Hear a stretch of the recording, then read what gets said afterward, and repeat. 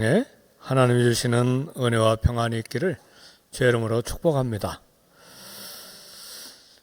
미국을 나라로 세운 사람은 우리가 아는 대로 조지 워싱턴입니다. 그래서 미국은 조지 워싱턴을 건국의 아버지 국부라고 말합니다.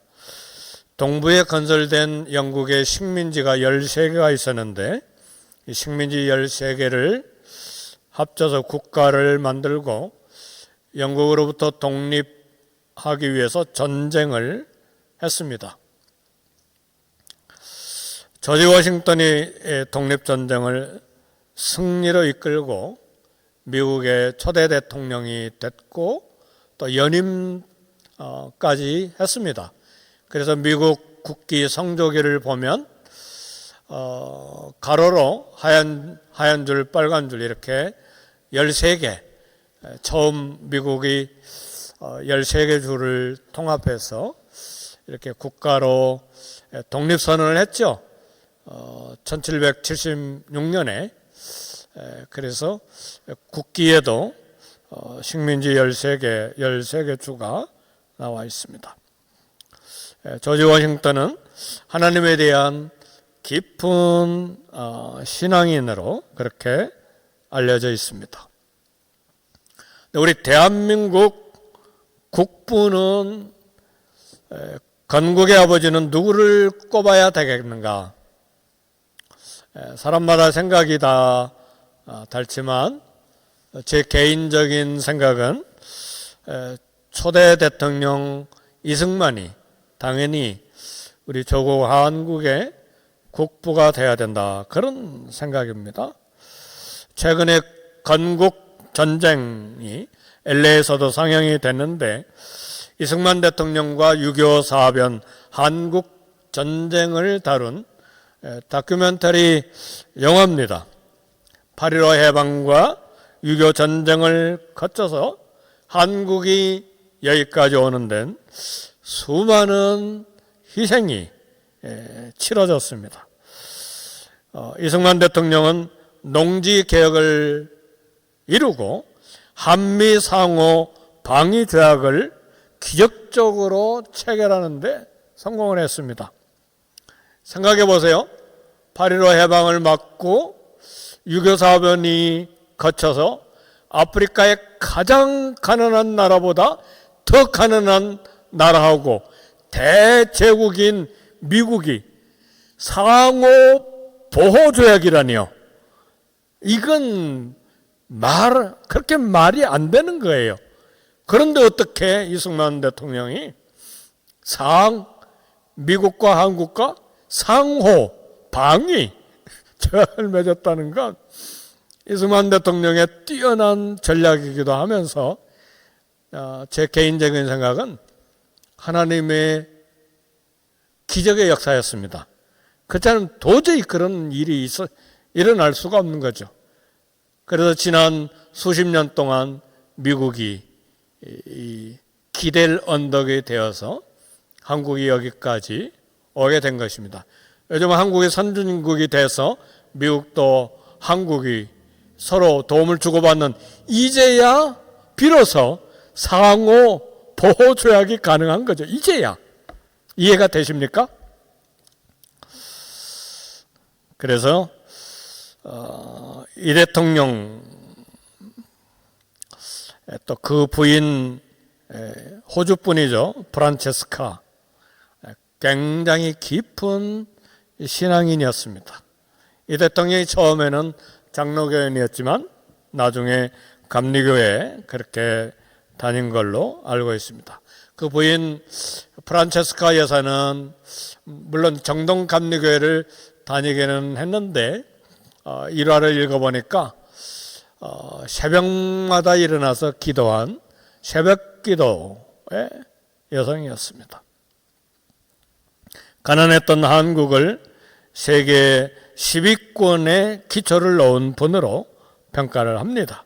한국이 세계 10대 강국이 된 것은 저절로 이루어진 것이 아니라 피땀 흘린 노력의 결과였습니다.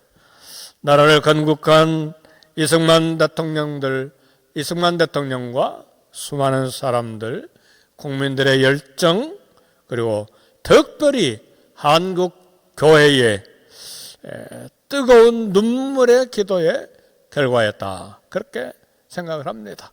당시 한국 교회는 특징이 통곡하고 애통하면서 기도하는 게 한국 교회의 특징이었습니다.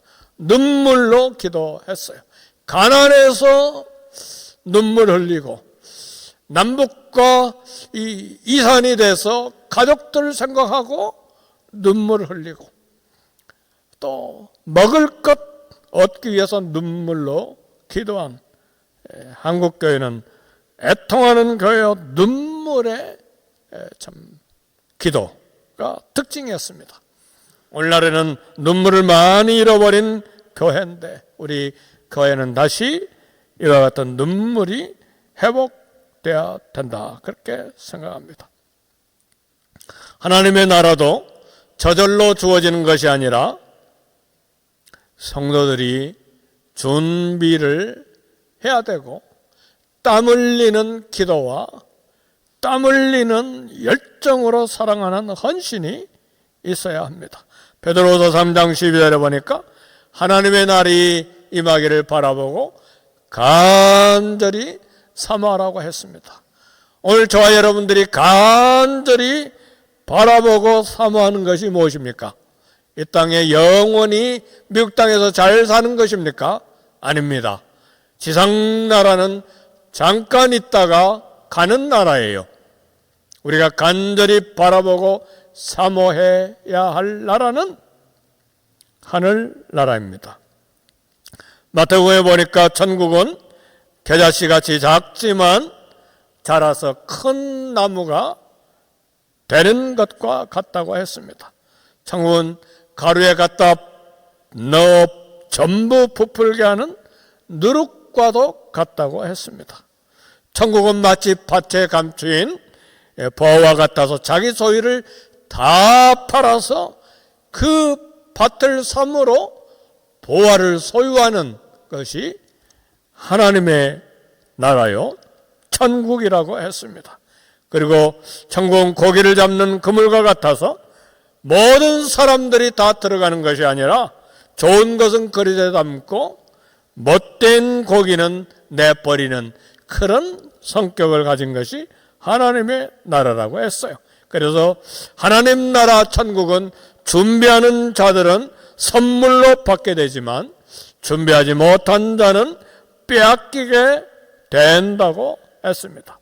예수님이 삭개오 집을 방문했을 때에 애굽에서 해방되어 탈출하는 그런 기념하는 명절인 유월절이 가까웠습니다.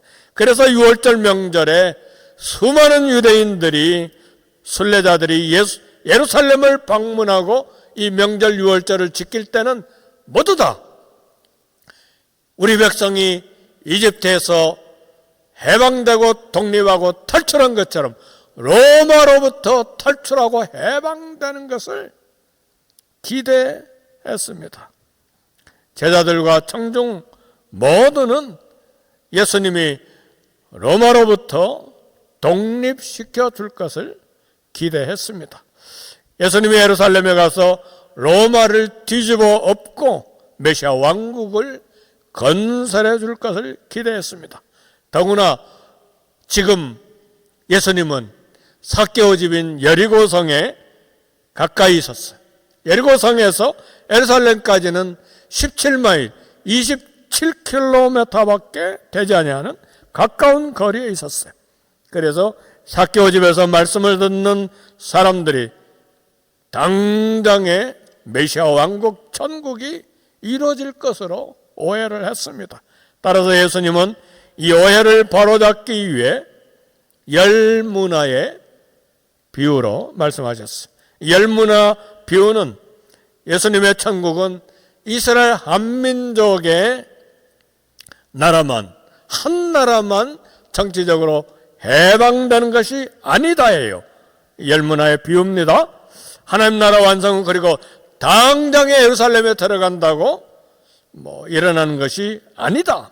그리고 하나님께서 각자 책임을 맡겨주신 대로 충성과 성실과 헌실로 또 맡겨진 일 감당해야 된다.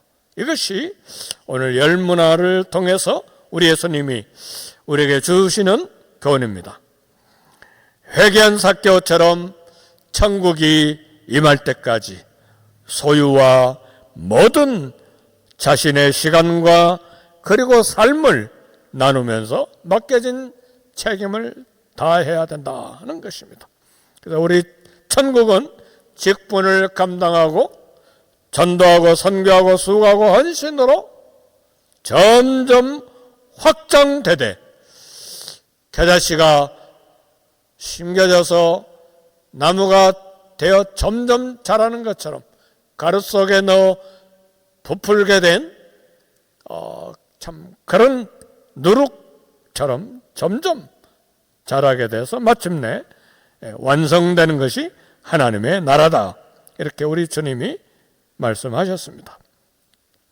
열문화 비유에서 귀인은 왕위를 받아오려고 먼 나라로 여행한 사건을 이야기했습니다. 떠나기 전에 열종들에게 한 문화씩 맡기고 돌아올 때까지 왕위를 받아가지고 돌아올 때까지 장사하라고 명령했습니다.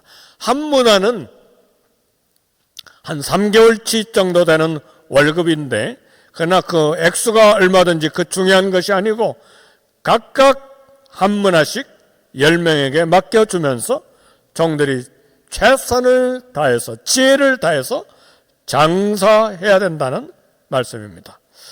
종들에게 한 문화씩 맡기고 왕위를 받으러 떠난 역사적인 문화적인 이런 배경은 무엇이냐면 헤롯 대왕은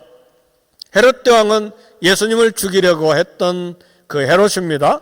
그 왕이 죽고 세 아들 헤롯 안디바, 헤롯 빌립, 헤롯 아켈라오가 분할해서 이제 왕이 되도록 했는데 유대 왕들은 식민지이기 때문에 로마에 가서 황제의 인준을 받아야 했어요. 그래서 로마에 가서 왕의 인준을 받으려면 황제를 만나기 위해서 로마에서 몇 개월, 몇 년씩 황제 만나기 위해서 기다려야만 했습니다. 이 말씀은 열문화 비유를 통해서 천국이 즉시로 이루어지는 것이 아니라 때를 기다려야 된다는 말씀이에요.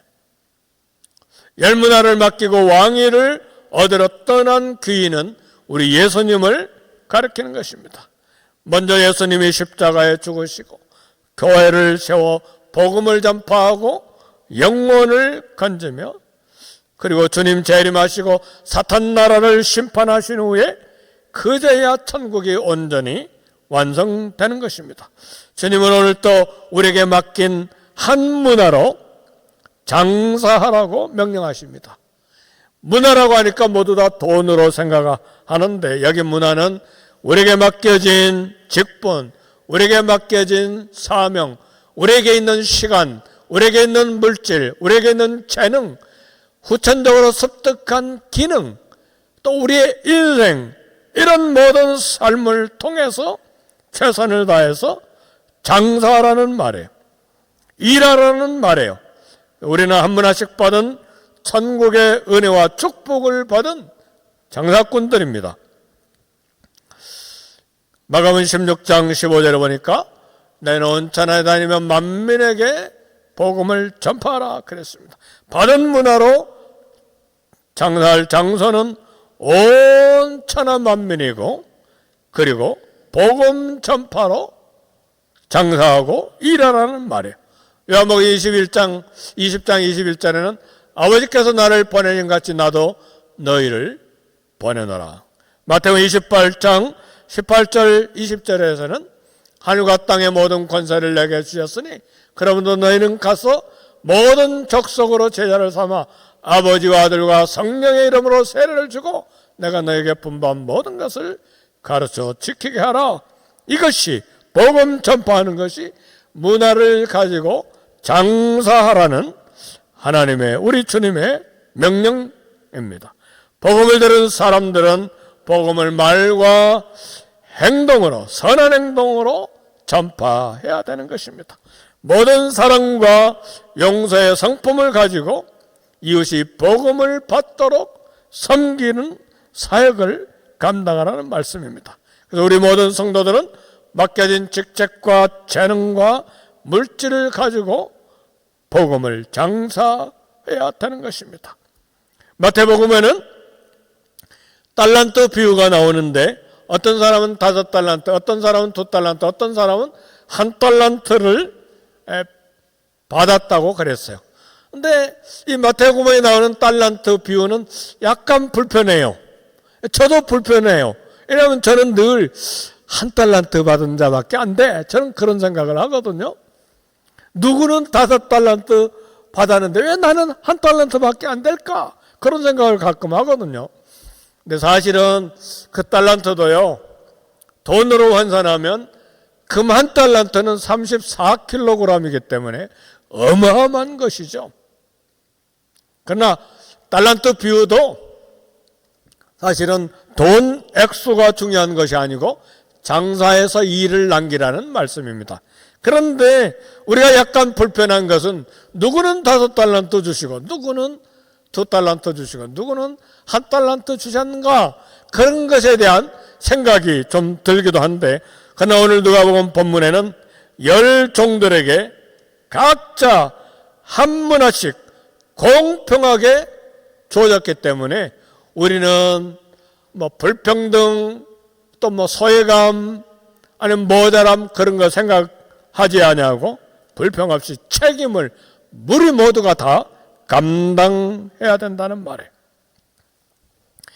헤롯 대왕 아들 헤롯 아켈라오는 왕위를 받으러 로마로 갔는데 얼마나 시간이 걸려서 왕위를 받았는지 모르지만 결국은 로마 황제는 왕을 주지 아니하고 주권자의 직분만 줬습니다. 왜냐하면 유대인들이 로마 황제 몰래, 유대인 역사가 유세비우스가 쓴 글을 보면 몰래 한 50여 명의 사신을 보내가지고 황제에게 아켈라오 굉장히 포악한 사람이라고 황제에게 고소함으로써 결국은 헤롯 아켈라오는 실각했습니다.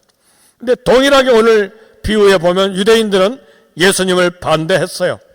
그리고 십자가에 못 박도록 그렇게 로마 총독에게 청원했습니다. 그러나 하나님은 아들 예수님 절대적으로 신임하셔서 만왕의 왕이 되게 하셨습니다. 예수님이 왕되어 돌아오시는 건 예수님의 영광스러운 재림을 말합니다. 요한계시록 22장에 보면 3번이나 반복해서 내가 속히 오리라, 내가 진실로 속히 오리라 3번씩이나 반복해서 말씀했습니다. 기름을 준비한 5 처녀 비유를 통해서, 달란트 비유와 문화 비유를 통해서, 포도원 비유를 통해서 모두 다 성실하게 일할 것을 요구했습니다.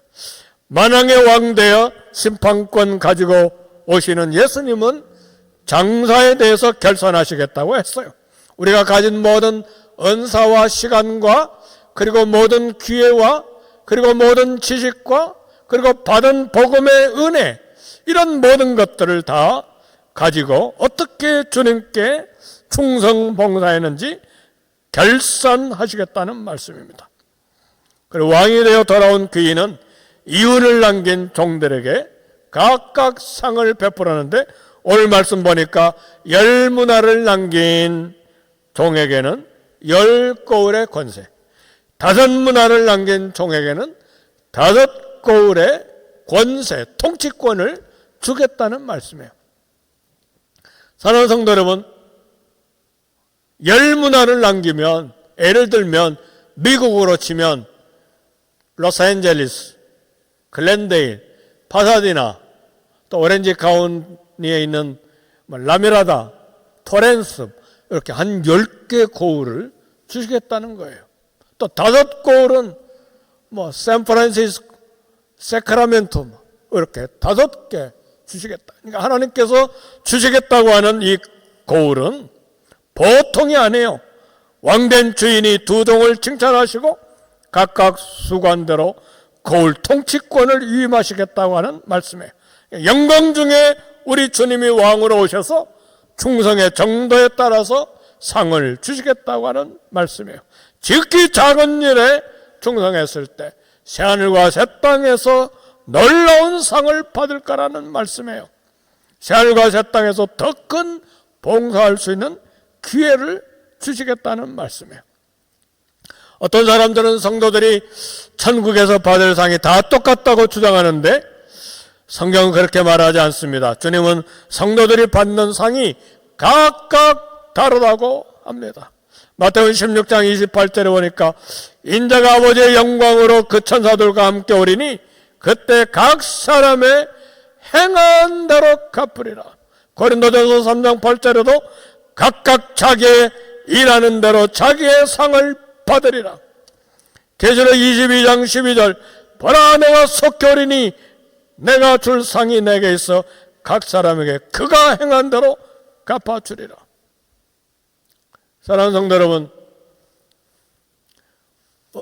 누가 10문화 남겼지?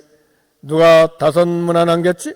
누가 5달란트 또 남겼지? 누가 2달란트 남겼지? 그거 볼 필요 없어요. 비교할 필요도 없어요. 하나님이 각자에게 각인이 일한 대로 그가 행한 대로 각 사람의 행한 대로 갚으시라고 말씀하셨어요. 우리 인간의 눈에 보기는, 소문에 듣기는 이건 내가 일한 것인데, 근데 소문은 다른 사람이 일한 것으로 소문이 났어요. 그것도 걱정할 필요가 하나도 없어요. 왜요? 각 사람이 일하는 대로 하나님이 정확하게 고을을 맡겨주실 거기 때문에, 통치권을 주실 것이기 때문에 어떤 통치권인지 우리는 알 수가 없어요.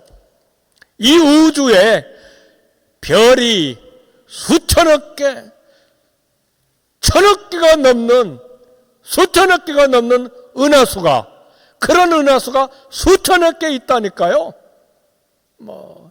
조그만 LAC 10개 정도, 그런 게 문제가 안 되죠. 어마어마한 우주에 어떤 통치권을 맡길지 우리는 모르는 일이에요. 하나님의 나라가, 우주가 거대하니까요.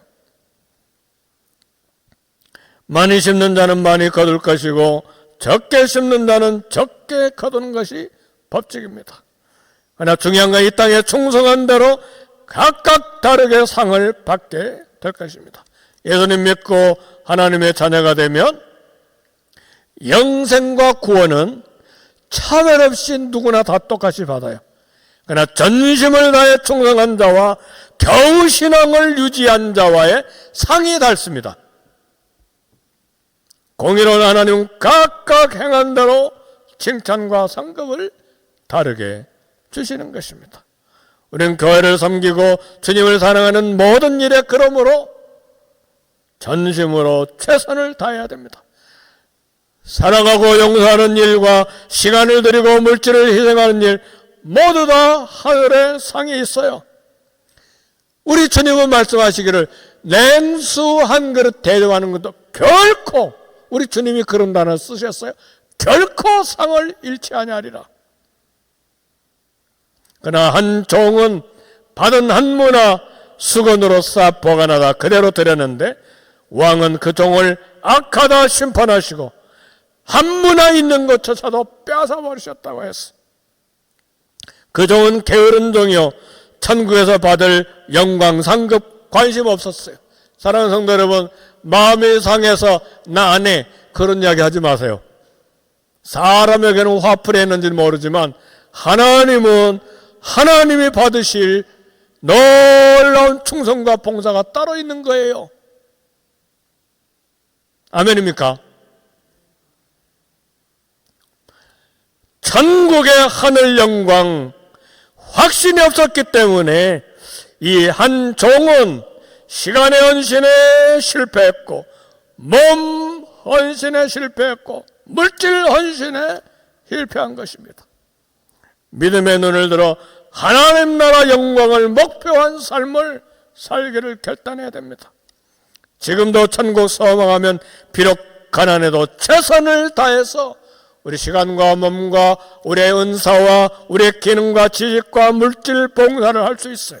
문제가 많아도 낙심하지 않고 소망으로 주님께 충성할 수가 있어요. 고난이 있어도 믿음의 방패를 가지고 하늘 영광을 바라보고 달려갈 수가 있어요.